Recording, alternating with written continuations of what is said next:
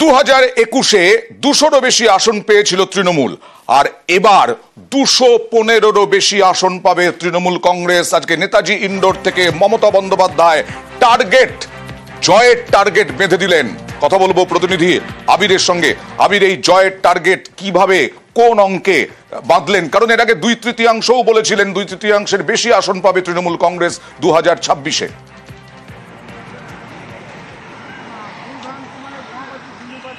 বক্তব্যের মধ্যে মমতা বন্দ্যোপাধ্যায় উল্লেখও করলেন যে অভিষেক বন্দ্যোপাধ্যায় যে 215টি আসনের কথা বলছেন তাতে তিনিও সহমত পোষণ করেন, এবং এই সংখ্যক আসন পাওয়ার জন্য তৃণমূল কংগ্রেসের এখন থেকে কিভাবে কাজ করতে হবে সেই বার্তাও তিনি দিয়ে রাখলেন।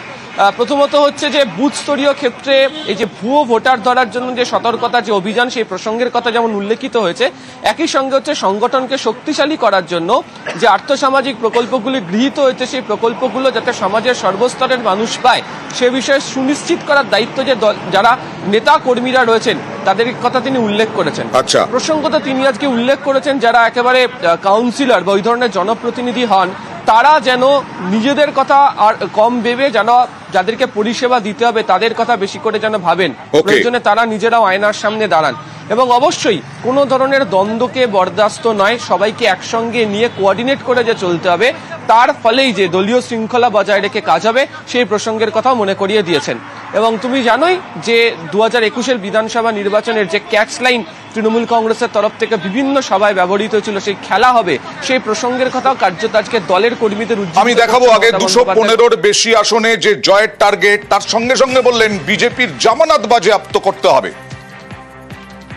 ওই বলেছিল না আগের বার এসে ইসবার 200 পার, আর দিল্লিতে বলেছিল এসবার 400 পার, হিসেবটা মিলিয়ে নেবেন ইসবার কি করবে তৃণমূল কংগ্রেস। আমি বলেছি 2/3 মেজরিটি তো থাকবেই, তার বেশি আপনাকে নিয়ে আসতে হবে, বিজেপির জামানত জব্দ করতে হবে। এবারে জামানত জব্দ করার পালা, আর মিথ্যের কাছে আত্মসমর্পণ নয়। আমরা 215 পার করব, তারপরে কোনো কথা, তার থেকে বেশি হবে তো কম হবে না। এবারেও বিজেপি যে সিট পেয়েছে সেটা পেতে দিলে চলবে না। আর তৃণমূল কংগ্রেস কর্মীদের উদ্দেশ্যে বললেন ভালো কাজে পুরস্কার, কাজ না করলে তিরস্কার। কড়া বার্তা নেত্রীর। যারা ভালো কাজ করছেন তাদের পদোন্নতি করব আমরা, কিন্তু যারা কাজ করেন না, শুধু ভাষণ দেন আর বিবৃতি দেন আর শুধু পার্টিকে সমালোচনা করেন, বিজেপিকে লয় করেন না, সিপিএমকে লয় করেন না, কংগ্রেসকে লয় করেন না, মানুষের পাশে থাকেন না, তাদের জন্য আমার কোনো দয়া মায়া নেই। আমার দয়া মায়া আছে আমার মাটির ঘরের ছোট্ট কর্মীটার ওপরে, যে কর্মীটা বুক দিয়ে জোড়া ফুলকে আগলে রাখে।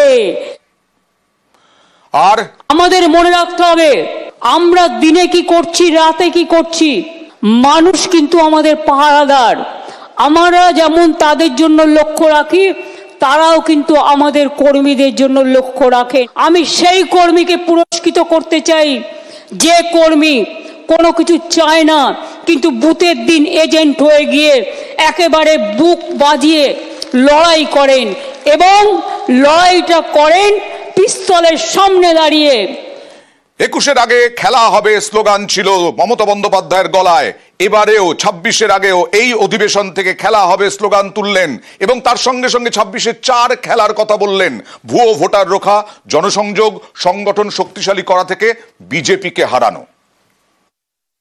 খেলা নাম্বার 1 ভোটার লিস্ট, খেলা নাম্বার 2 মানুষের সাথে যোগাযোগ করে বাড়ি বাড়ি গিয়ে সংযোগ স্থাপন করা, খেলা নাম্বার 3 সংগঠনকে শক্তিশালী করা, এলাকা এলাকায় কারা আসছে নজর রাখা, এলাকায় যাতে কোনো দুর্ঘটনা ঘটাতে না পারে, নানা রকম আমদানি রপ্তানি হচ্ছে সেটা যাতে না হয় নজর রাখা, কোনো দাঙ্গা যাতে না হয় নজর রাখা, সাম্প্রদায়িক সম্প্রীতি বজায় থাকে নজর রাখা, কোনো মানুষের উপর কোনো অত্যাচার না হয় নজর রাখা।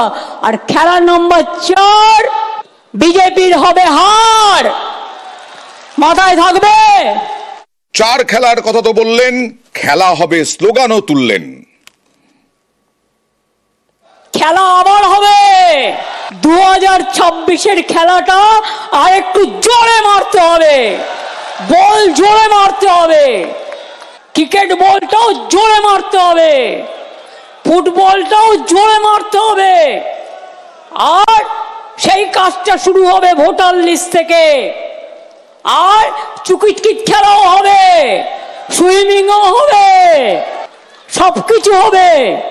লোকসভা ভোটে 29টা আসন পেয়েছিল তৃণমূল কংগ্রেস, কিন্তু মমতা বন্দ্যোপাধ্যায় আজকে অভিযোগ করলেন 5টি আসনে কারচুপি করেছে, নাম না করে বিজেপিকে আক্রমণ করলেন এবং দাবি করলেন না হলে 34 সাংসদ যেত লোকসভায়। আমি 2024-এর নির্বাচনে বাংলার মামাটি মানুষ যে রায় আমাদের দিয়েছেন, আমাদের 29 জন এমপিকে ইলেক্টেড করেছেন এবং 5টা সিটে আমাদের কারচুপি করে হারানো হয়েছে, নালে আমরা 34টা সিটি পেতাম।